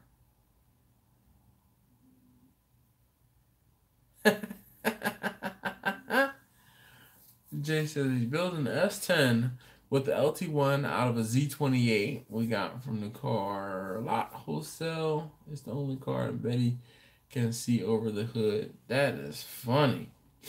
Man, shoot.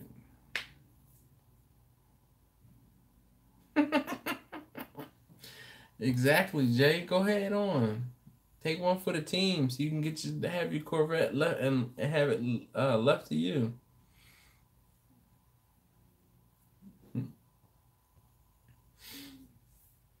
Now my cat is snoring. She's across the table and I hear her on one of the dining room chairs and I hear her snoring. Can y'all hear her?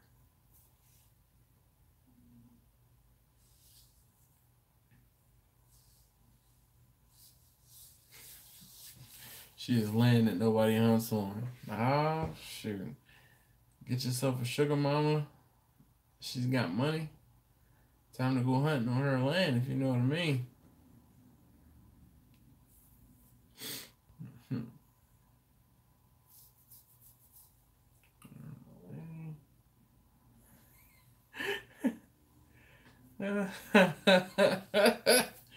Jay, that's hilarious. It's like, we're gonna sizzle. We're gonna sizzle.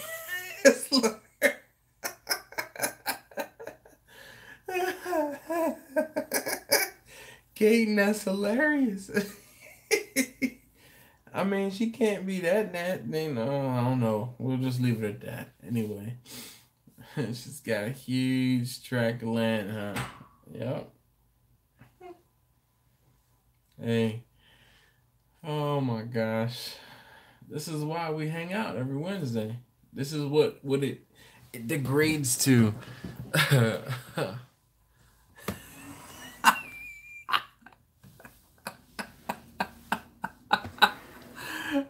Okay, that's too funny, man.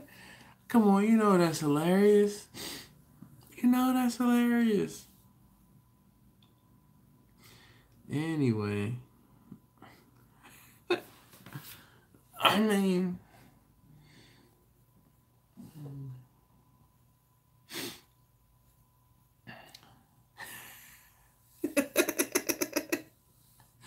Whatever, Gaten. Whatever.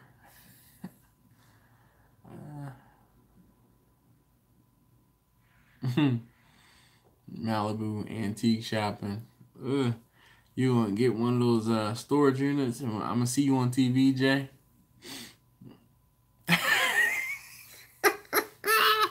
Kate, next time you see her, take a picture and tag me in a picture on Instagram. I know you can do it. You can do it. I mean, come on.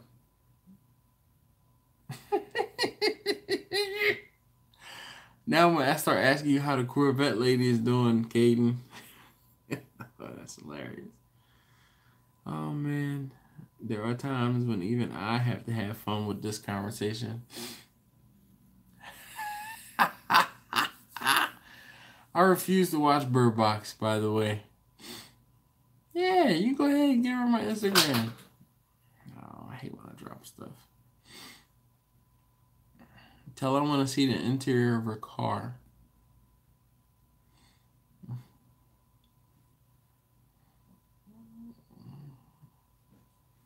Shoot, I don't think I've ever driven a Corvette. Oh, Jay, I know.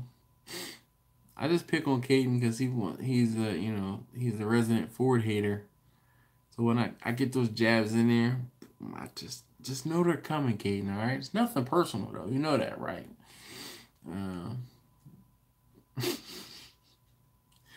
He said, "I'm never looking at her the same again." Oh shoot! I told you I've been up since 3:15 this morning. That's why I wasn't drinking tonight, because I knew I would be like, what was I say? 73 bad. Oh, okay. All right. Well, how old is your husband?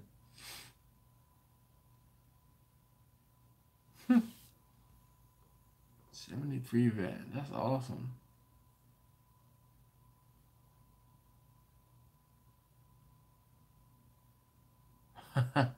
He knows what we're talking about.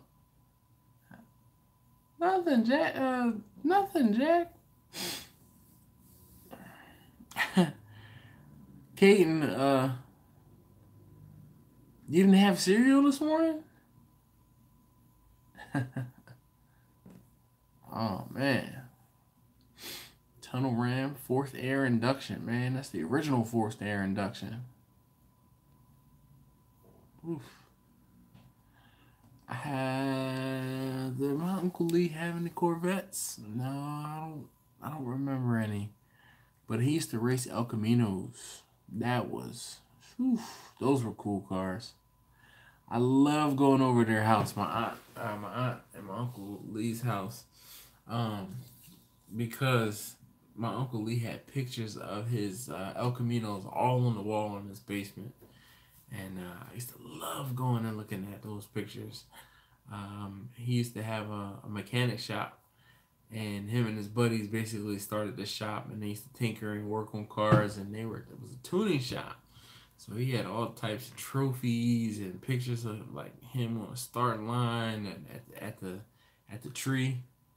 Yeah. So yeah.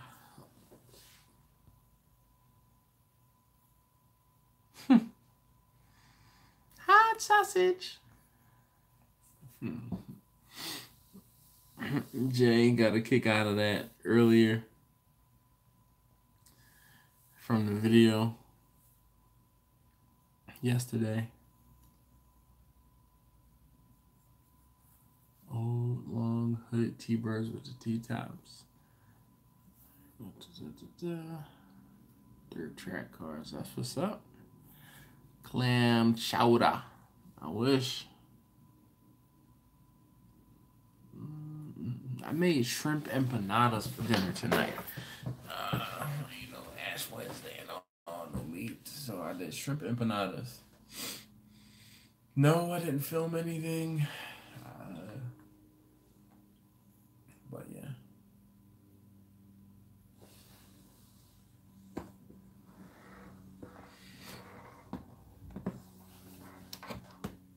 Oh man, yes. Red Bull, definitely fire. Alright guys. We are almost at the 2-hour mark, and I am fading. So Ash Wednesday is the start of Lent. What they do is the palm from last year. No video, Jay. The palm from last year that's left over, they burn it, and then they put it in or turn it into ashes. And the ash, basically, they Catholic put it on forehead, and it starts Lent. So Lent is when it's to not denote, but it was when Moses wandered around in the desert for 40 days and 40 nights. And Lent is basically, it ends at Easter, which is the resurrection of Christ. So, not to get all religious, that's just what I remember from growing up in or around church. But, you have these things nowadays. If only there were a device where you could just ask aloud or just type it in. Usually, like, if only this device was even in your pocket. or once you finish watching this, you could ask it what exactly it is. But it's a Catholic religious, it starts Lent. Yeah.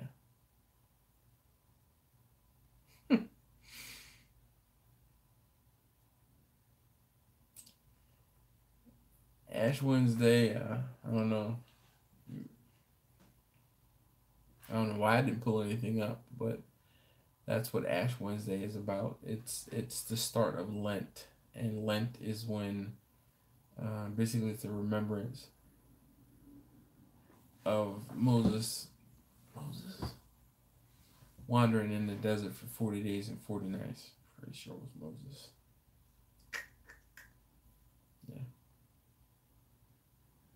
Yeah. Let me buy you a fish sandwich, a double fish fillet. Ooh, big spender. Not gonna lie, I like fish fillet sandwiches. There are three things I get from McDonald's and three things only. Well, four, including the ice cream or ice cream. No, Sundays, the caramel Sundays. You've never had a fish fillet? I mean, I don't eat McDonald's often at all. Like I can usually count on one hand how many times I had McDonald's in a year. But the fish fillet, banging. I like the fish fillet. Banging, definitely.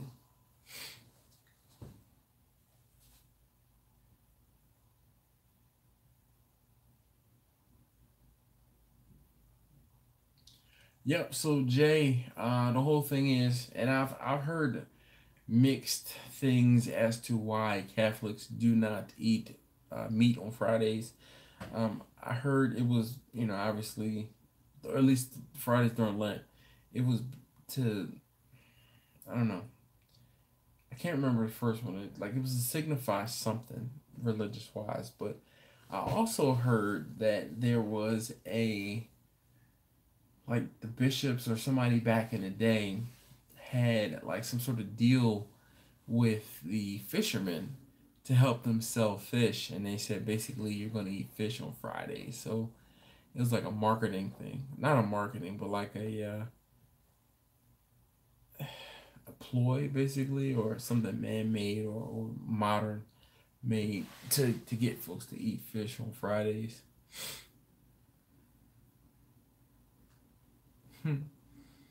No comment, Bad Bill. Yeah, well, that's the whole thing, Tom. You can't eat meat on Fridays during Lent, so that's why fish is way more prevalent. Uh, Deception? No, I think it has something to. I won't even say it has something to do with the depression, but like from what I understand, again, the priest or whoever wanted folks to eat fish on Fridays to help sell fish, to help the fishermen get money, basically. Kate, that's funny. Huh.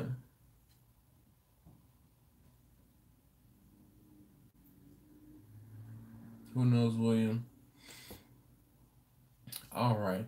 Well, look, guys, thank you so very much for hanging out. If you guys have suggestions as to what we should do for next week, what we should talk about, please feel free to send me a message on Instagram or comment in a video. But I am beat and I'm going to sleep. Thank you so very much again for hanging out. What is that much of a Friday? uh, no, so you're supposed to have seafood or fish on Fridays during Lent, especially. Jack, take care. Betty, take care.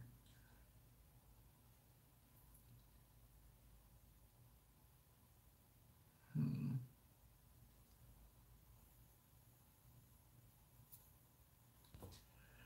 Night, Caden. Enjoy those new tires, sir.